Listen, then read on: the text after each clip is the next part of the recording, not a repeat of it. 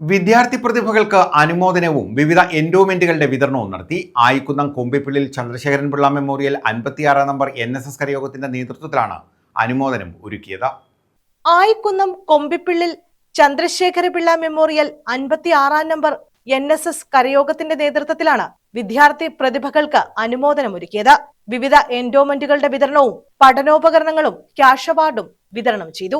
Kunnathur NSS taluk union president PRK Babu ഉദ്ഘാടനം ചെയ്തു.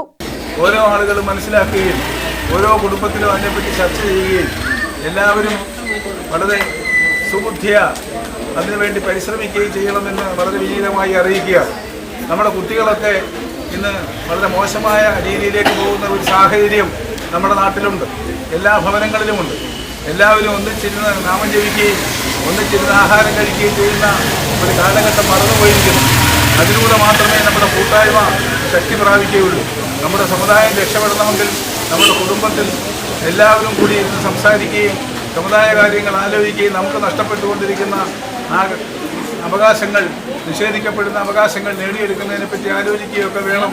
കരയോഗം president കൊമ്പിപ്പള്ളിയിൽ Santhosh അധ്യക്ഷത വഹിച്ചു. കരയോഗം സെക്രട്ടറി ചെറുകുന്നത്ത് രാജേന്ദ്രൻ പിള്ള സ്വാഗതം പറഞ്ഞു.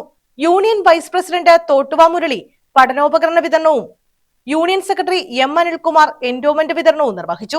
Union panchayat committee president N Somanpillai മുഖ്യപ്രഭാഷണം നടത്തി. യൂണിയൻ കമ്മിറ്റി അംഗം PK ഹരികൃഷ്ണൻ, പഞ്ചായത്ത് സമിതി അംഗം S സുരേഷ് കുമാർ, വനിതാ യൂണിയൻ സെക്രട്ടറി പ്രീത, യൂണിയൻ പ്രതിനിധി G Sahadevan Pillai, electoral member G Radhakrishnapillai, വനിതാ സമാജം പ്രസിഡന്റ് ഗീതാകുമാരി, സെക്രട്ടറി സരളാദേവി, കരയോഗം ട്രഷറർ മംഗലത്ത് ബാബുപിള്ള തുടങ്ങിയവർ പങ്കെടുത്തു. News bureau, Sasthamkotta.